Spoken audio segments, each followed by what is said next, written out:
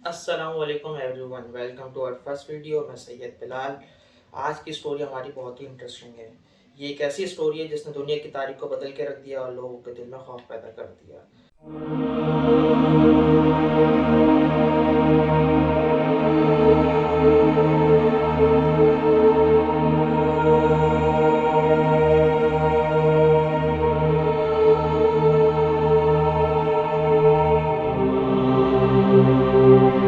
जी, हम इस वीडियो में बात कर रहे हैं 11 सितंबर 2001 की, जिसने दुनिया की तारीख को बदल के रख दिया। इसमें दो हाईजैक जहाज़ों ने अमेरिका के आइकॉनिक ट्विन टावर को निशाना बनाया, जिसमें बहुत सारे लोगों की जानें गईं और बहुत सारे लोग जख्मी हुए। मरने वालों का ताल्लुक अलग अलग मुल्कों से था। Emergency. The cockpit's not answering. Somebody's stabbed in business class. And I think there's mates that we can't breathe. I don't know. I think we're getting hijacked.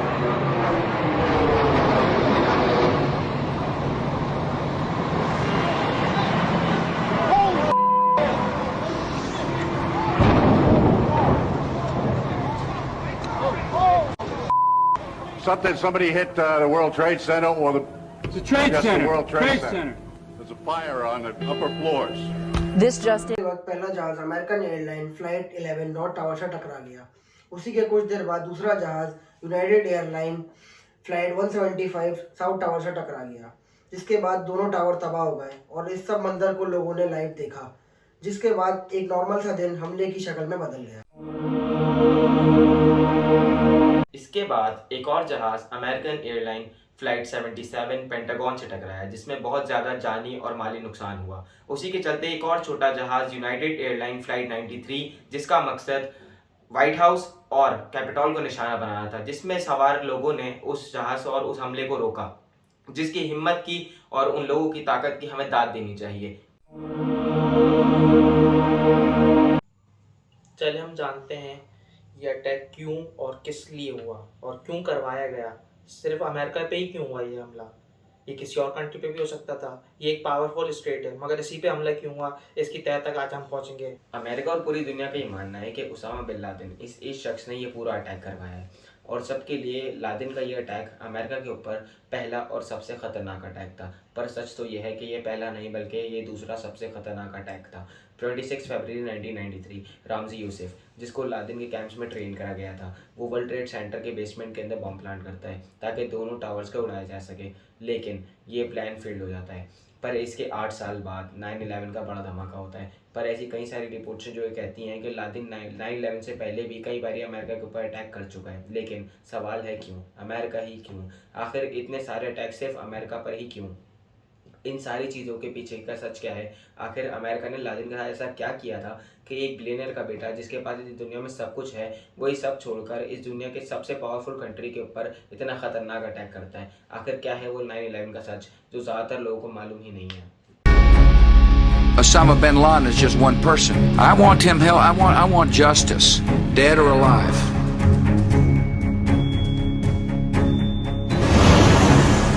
اليوم نهضنا من جديد كشعب واحد في وجه الخيانة والفساد.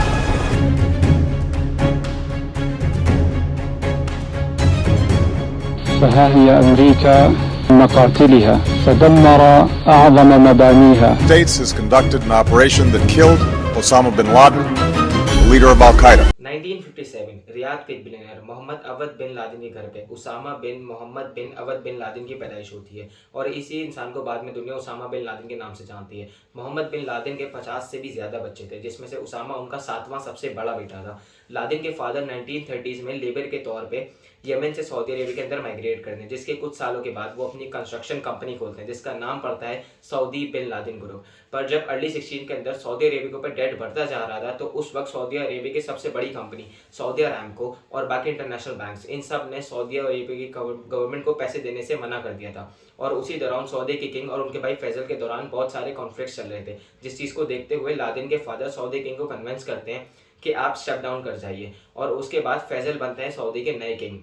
पर ऐसा होने के बाद भी सिचुएशन कंट्रोल में नहीं आ पाती, तो इसको और बेहतर बनाने के लिए जो लादेन के फादर हैं वो अगले 6 महीने तक सारे सिविल सर्वेंट्स की सैलरी अपने जेब से देते हैं। और जब ऐसा होता है तो प्रिंस फैजल लादेन के फादर से बहुत ज़्यादा इंप्रेस हो जाते हैं, जिसके बाद वो एक रूल जारी करते हैं जिसके अंदर जितने भी कंस्ट्रक्शन प्रोजेक्ट्स होंगे वो सारे के सारे बिन लादेन ग्रुप्स को ही जाएंगे। पर इसके कुछ ही सालों बाद 3 सितंबर 1967 लादेन के फादर एक प्लेन क्रैश में मारे जाते हैं और उस वक्त लादेन की उम्र थी 13 साल, जिसके 4 साल के बाद लादेन की शादी करा दी जाती है। और अपनी शादी होने के बाद अपनी पढ़ाई पूरी करने के लिए लादेन जेदा के किंग अब्दुल अजीज यूनिवर्सिटी पहुंचते हैं। लादेन इस कॉलेज में बिजनेस एडमिनिस्ट्रेशन पढ़ रहे होते हैं, पर लादेन की ज़िंदगी का ये हिस्सा उसका सबसे बड़ा टर्निंग पॉइंट बनता है। ऐसा इसलिए था क्योंकि इस यूनिवर्सिटी में उनको बिजनेस एडमिनिस्ट्रेशन के साथ साथ एक्सट्रीम रिलीजन स्टडीज़ भी कराई जाती हैं, जो कि सैयद कुतुब और अब्दुल्ला आज़म जो कि एक मिलिट्री लीडर हैं उनके ज़रिए से वो डिज़ाइन की गई थी, जिसका नाम था अब्दुल्ला आज़म। उस टाइम एक टीचर पढ़ाया करते थे जो अफगानिस्तान में एक बहुत बड़ा नाम बनता है, जिसको लोग आज भी द फादर ऑफ ग्लोबल जिहाद के नाम से जानते हैं।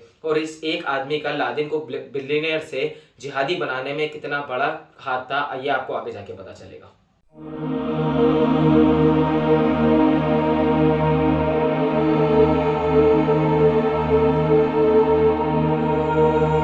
साल था 1978। उस वक्त अफगानिस्तान में PDP है यानी कि People's Democratic Party of Afghanistan, जो कि कम्युनिस्ट पार्टी है, उसकी गवर्नमेंट थी। और पावर में आते ही इन्होंने काफ़ी सारी चेंजेस करना शुरू की, जैसे कि स्कूल में रिलीजियस टेक्स्ट बुक को हटा दिया गया, लड़कियों को घूमने से रिस्ट्रिक्शंस लगा दी, यहाँ तक कि जो कि एजुकेशन थी वो सबके लिए कंपलसरी कर दी गई और कई सारी चेंजेस करी गई, जो कि रिलीजियस लीडर्स की पावर को कम करने के लिए काफ़ी ज़्यादा बेहतर है। और इसके साथ साथ अगले साल जनवरी 1979 के अंदर लैंड रिफॉर्म्स लेकर आए, जिसका मतलब ये था कि जिसके पास ज़्यादा ज़मीनें हैं वो अपनी ज़मीन उसको दे देगा जिसके पास ज़मीन कम है। और इसी के चलते 1979 जुलाई आते तक हुकूमत ने 16,32,500 एकर्स लैंड अमीरों से लेकर गरीबों को दे दी। और जब ऐसा होता है ये चीज़ वहाँ के रिलीजियस लीडर को बिल्कुल पसंद नहीं आती, जिसके बाद लोगों के अंदर एक बात फैलती है कि ये जो गवर्नमेंट है ये इस्लामिक लोगों के ख़िलाफ़ है और ये लोग हमें नुकसान पहुंचाना चाहते हैं। और इन सारे लोगों का एक ही मकसद था कि किसी ना किसी तरह PDPA को पावर से हटाया जाए। और यही करने के लिए अफ़गानिस्तान के अलग अलग हिस्सों में अब छोटे छोटे मिलिटेंट ग्रुप्स बनने लगे,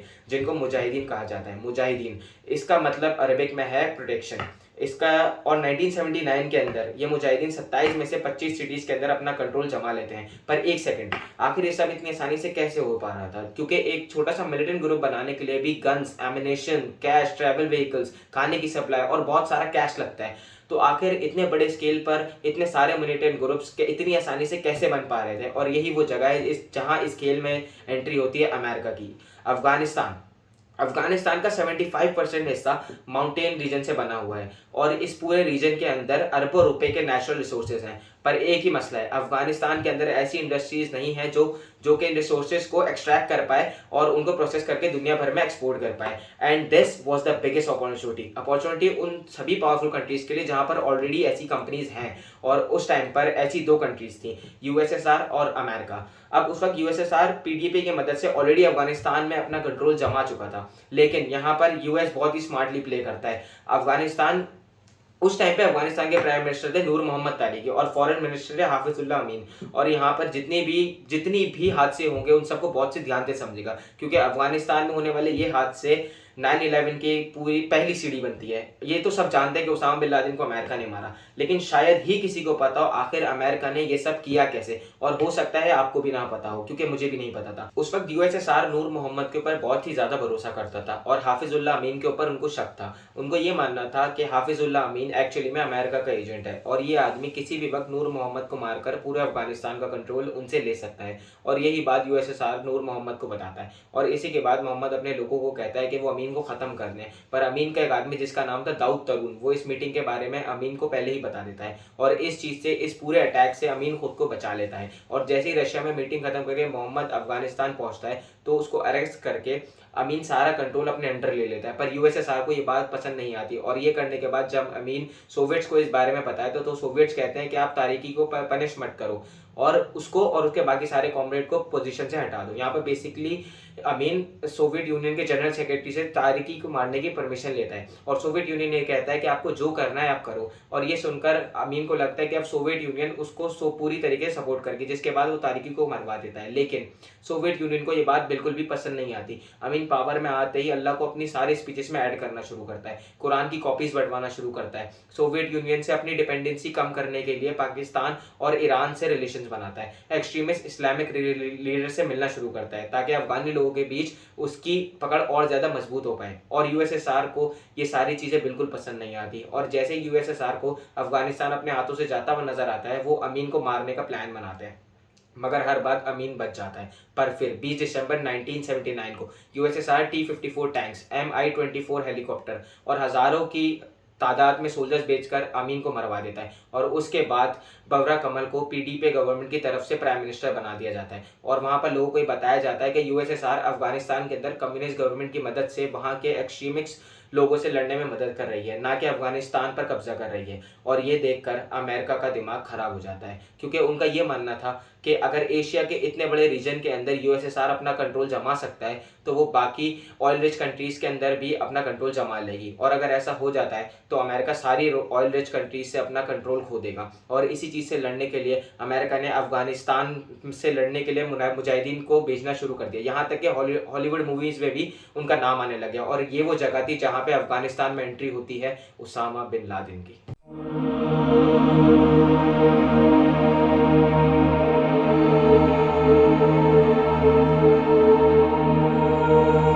साल 1984 में उसामा अब्दुल्ला आजम, वही मास्टर जो उनके साथ कॉलेज के टाइम पे थे, उनके साथ मिलकर मकतब अल खिदमत, एक अफगान सर्विसेज ब्यूरो शुरू करते हैं। और इस ब्यूरो का काम था बाकी मुल्कों से मुजाहिदीन इंक्लूड करके लाना, उनको ट्रेनिंग देना और यहाँ तक कि उनके लिए फंड भी रेस करना ताकि ये लोग पीडीपीए आर्मी के खिलाफ लड़ पाएँ। पर 1986 आते आते उसामा को ही समझ आता है कि ऐसे काम नहीं चलेगा, इसलिए वो अफगानिस्तान के काफ़ी सारी एरियाज़ में अपने खुद के कैंप्स बनाना शुरू करता है जहाँ पर वो खुद इन लोगों को ट्रेन करके कमांड करता है। और बस देखते ही देखते सिर्फ 2 सालों के अंदर उसामा ऐसे 6 कैंप्स खड़े करता है। और जितने भी लोगों ने इन कैंप्स को ज्वाइन किया वो सब अलग अलग जगहों से आते थे, कोई सीरिया से आता था, कोई इजिप्ट से आता था और यहाँ तक कि कुछ ऐसे लोग भी थे जो कि इससे पहले अरब आर्मी के अंदर थे। 1988 तक ये सब मिलकर सोवियत यूनियन के ऊपर 5 बड़े अटैक्स करते हैं। यहीं से शुरू होती है उसामा की अगली प्लानिंग। साल 1988 में लादेन ये नोटिस करता है कि वो डॉक्यूमेंटेशन में बहुत कमजोर है। ऐसी कई सारी फैमिलीज हैं जो उनसे अपने बच्चों के बारे में पूछते हैं पर वो उनको कोई जवाब नहीं दे पाता, जिसके बाद वो डिसाइड करता है कि अब वो डॉक्यूमेंटेशन को और ज़्यादा तगड़ा बनाएगा। और इसी चीज़ को करने के लिए अपने सारे कैंप्स में कंप्यूटर इंस्टॉल करवाता है, यहाँ तक कि ट्रैकिंग रिकॉर्ड्स बनवाता है जिसके अंदर लोगों की सारी डिटेल्स होंगी। अब चाहे वो मुजाहिदीन हो, कोई विजिटर हो, कोई चैरिटी का बंदा हो, कौन आया, कब आया, कैसे आया, कौन क्या कर रहा है, ये सारी चीज़ रिकॉर्ड होनी चाहिए। और जैसे ही रिकॉर्ड्स मेंटेन होने लगे तो सारे कैंप्स प्रॉपर्ली मैनेज होकर एक मिलिटेंट बेस फॉर्म करते हैं जिसका नाम पड़ता है अल-कायदा। ये जो वर्ड है ये अरबिक वर्ड है जिसका मतलब होता है बेस। और 1989 तक अमेरिका, सऊदी अरेबिया और चाइना की तरफ से इन मुजाहिदीन को 6 से 12 बिलियन डॉलर्स तक की फंडिंग मिल चुकी थी। और यही मुजाहिदीन फाइटर सोवियत यूनियन के सोल्जर्स पर अटैक कर करके उनके ऊपर इतना लोड डाल चुके थे कि 1989 तक यूएसएसआर ने अपने सारे फोर्सेस को अफगानिस्तान से विड्रॉ कर लिया। और इसके ठीक 2 साल के बाद अमेरिका के ऊपर अटैक करने की तैयारी शुरू होती है। पर अमेरिका ही क्यों, अभी तक ये जो भी चल रहा है ये सब मुजाहिदीन और यूएसएसआर के बीच में चल रहा है, तो इन सब में अमेरिका बीच में कहाँ से आ गया? तो इसको समझने के लिए कुछ नंबर ऑफ इवेंट्स हैं जो हमें पहले उनको समझना होगा, क्योंकि ये एक एक इवेंट बहुत बड़ा रोल प्ले करता है 9/11 अटैक के अंदर। और बहुत ही कम ऐसे लोग हैं जिनको इन इवेंट्स के बारे में मालूम है। तो ये बात है अर्ली 1990s की। उस वक्त अल्जीरिया के अंदर मुजाहिदीन और गवर्नमेंट के बीच में काफ़ी सारी प्रॉब्लम्स आना शुरू हो गई थी। पर जब लादेन को ये बात पता चलती है तो वो जिहादियों की मदद करने के लिए $40,000 भेजता है और उनको ये कहता है कि आप अपनी जंग गवर्नमेंट के साथ जारी रखो। और यहीं पर अल्जीरियन गवर्नमेंट को सपोर्ट करता है अमेरिका। इन कंक्लूजन इस वॉर के अंदर 1.5 लाख से 2 लाख अल्जीरियन की मौत हो जाती है। और यहाँ पर जो जिहादी होते हैं वो लोग अल्जीरियन गवर्नमेंट से हार जाते हैं। और इस वक्त तक अलकायदा के अंदर हज़ारों मुजाहिदीन रिक्रूट हो जाता है। सोवियत के जाने के बाद जब उसामा वापस सऊदी जाता है तो उसके कुछ ही दिनों के बाद इराक कुवैत के ऊपर अटैक कर देता है, जिस चीज़ को देखते हुए उसामा बहुत उम्मीदों के साथ सऊदी के प्रिंस को एक लेटर लिखता है कि वो इराकी फोर्सेस से लड़ने के लिए उसके मुजाहिदीन फाइटर्स का इस्तेमाल कर सकता है। और ये लेटर भेजते ही उसामा अपने सारे मुजाहिदीन को मोबिलाइज करने ही वाला होता है कि एक बहुत ही बुरी खबर मिलती है उसको। और वो बुरी खबर ये होती है कि सऊदी किंग ने इस मामले के अंदर अमेरिका से मदद ले ली है। और यही बात उसामा को पसंद नहीं आती कि उसकी ज़मीन को बचाने के लिए किसी बाहर वाले की मदद ली जा रही है जो कि एक नॉन मुस्लिम है। जब लादेन इस बात को पब्लिक में आके बोलना शुरू करता है तो सऊदी ग्रुप को मजबूरन उसको हाउस अरेस्ट पर डालना पड़ता है ताकि उनके अमेरिका के साथ रिलेशंस ख़राब ना हो। Hasan al Turabi, leader of National Islamic Fund, ये आदमी उसामा को ऑफर करता है 1989 के अंदर कि वो अपना सारा का सारा ऑर्गेनाइजेशन शिफ्ट करके सूडान ले आए। और इसी चीज़ को करने के लिए लादेन के एजेंट बहुत टाइम से सूडान में लैंड परचेज कर रहे थे। और फाइनली 1991 में में जब सऊदी की गवर्नमेंट ने उसामा के ऊपर प्रेशर डाला तो वो सूडान मूव कर गया। और याद है मैंने आपको स्टार्टिंग में बताया था कि 1993 के अंदर रामजी यूसुफ, जो कि उसामा के ही कैंप्स के अंदर ट्रेन करा गया आदमी है, वो जाके वर्ल्ड ट्रेड सेंटर के बेसमेंट के अंदर बॉम्ब ब्लास्ट करता है, जिसके बाद 1994 के अंदर सऊदी अरेबिया उसामा की सिटीजनशिप कैंसिल कर देता है। अभी तक लादेन सूडान में था। जब सूडान के ऊपर इंटरनेशनल साइंसेस लगते हैं तो वो उसामा को कहते हैं कि आप सऊदी अरेबिया के पास वापस चले आओ, और सऊदी अरेबियन गवर्नमेंट से रिक्वेस्ट करते हैं कि आप इसको पनिश मत करो, हम इसको वापस भेज देते हैं। लेकिन सऊदी की गवर्नमेंट मना कर देती है, क्योंकि वो कहती है कि हमने तो इसकी पहले ही सिटीजनशिप कैंसिल कर दी 1994 में, पर 1996 में सूडान के ऊपर सऊदी अरेबिया, इजिप्ट और अमेरिका से इतना प्रेशर आ चुका होता है कि वो उसामा को वहाँ से निकलकर अफगानिस्तान जाना पड़ा।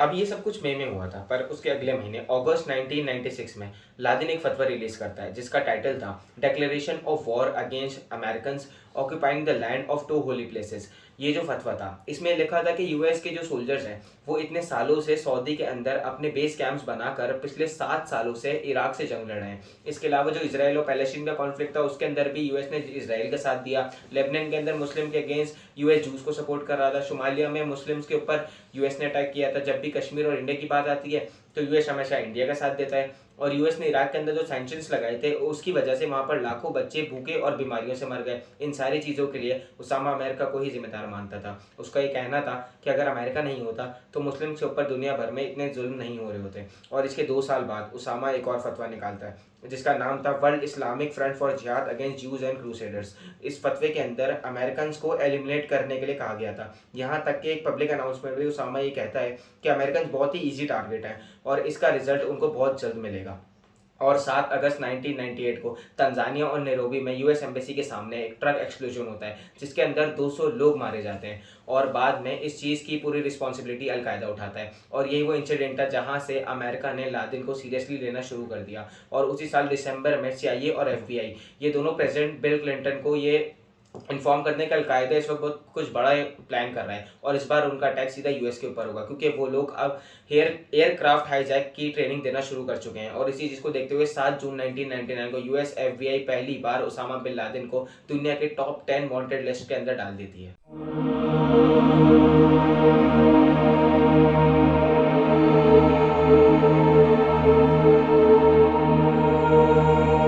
अबू वालिद अल मसरी, एक इजिप्शियन जो कि उस वक्त उसामा के साथ ही रहता था, वो एक रिपोर्ट में ही बताता है कि 1999 आते तक उसामा को मालूम हो गया था कि अमेरिका अब कमज़ोर है और उसको हराया जा सकता है। 9/11 के कमीशन रिपोर्ट्स के अकॉर्डिंग इस पूरे 9/11 का मास्टरमाइंड था खालिद शेख मोहम्मद, जो कि यूएसए के अंदर ही अपनी पढ़ाई कंप्लीट करके 1996 में लादेन से मिलता है और अफगानिस्तान में लादेन से मिलने के बाद वो अपने प्लान के बारे में बताता है। इस प्लान में पहले तो एक जहाज़ को हाईजैक किया जाएगा, जिसके बाद उस जहाज़ को फेमस अमेरिकन बिल्डिंग्स के अंदर क्रैश कर दिया जाएगा, जिससे प्लेन और बिल्डिंग्स ये दोनों तबाह हो जाएंगी। खालिद मोहम्मद शेख इस अटैक को 1990 के अंदर एक बार ही ट्राई कर चुका था, लेकिन तब वो फेल्ड हो गया था, जिसके बाद वो इस प्लान को और ज़्यादा मजबूत करने पर काम करता है। पर 1996 में लादेन से मिलने के बाद अलकायदा के रिसोर्सेज को देखते हुए उसको ये पता लगता है कि अब ये प्लान सक्सेसफुल हो सकता है, जिसके बाद अलकायदा खालिद को पैसे और लॉजिस्टिकल सपोर्ट देकर इस प्लान को आगे एग्जीक्यूट करने के लिए कहता है, क्योंकि अलकायदा का ये मानना था कि अगर अमेरिकन को उन्हीं की कंट्री में घुसकर मारेंगे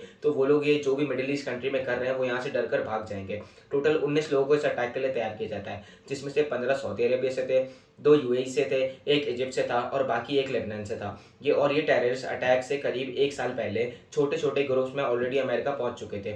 मोहम्मद अत्ता जो कि इन सब का ट्रेनिंग कमांडर था, वो और ये बाकी सारे लोग, ये सब लोग 1 साल पहले से ही सारी फ्लाइट्स लेने लग गए ताकि फ़्लाइट ले लेकर इनको ये पता चल पाए कि आखिर ये लोग प्लान को एग्जीक्यूट कैसे करेंगे और इनके पास कितना टाइम होगा। और अपने इन सारे स्टेप्स को अत्ता ईमेल के थ्रू भेजता था अलकायदा को, और ये सारी चीज़ होती थी कोड लैंग्वेज, जैसे कि the first semester coming in 3 weeks, 19 certificates for private education and 4 exams. इसमें जो 19 सर्टिफिकेट्स हैं वो है हाईजैकर्स, और जो 4 एग्जाम्स की बात करी गई है वो हैं 4 टारगेट्स। और ये था अत्ता का last email, 2 sticks a dash a cake with a stick down, और इसका मतलब है 11 सितंबर, यानी कि अटैक की डेट फाइनलाइज हो चुकी है। जिसके बाद 11 सितंबर 2001 इस दिन को 4 अमेरिकन प्लेन्स हाईजैक होते हैं। 2 प्लेन वर्ल्ड ट्रेड सेंटर के अंदर क्रैश कर दिए जाते हैं, 1 प्लेन पेंटागन बिल्डिंग के अंदर और 1 प्लेन पेंसिल्वेनिया के ओपन फील्ड में क्रैश कर दिया जाता है।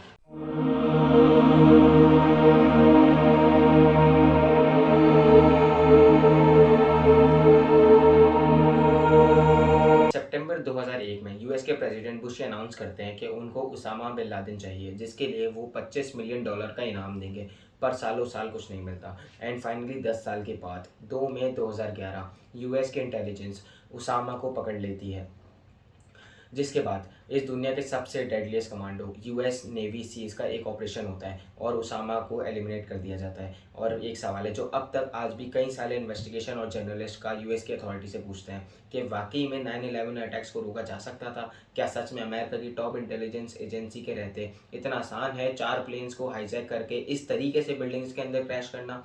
और इतने सवालों के बावजूद भी अमेरिका आज तक चुप है।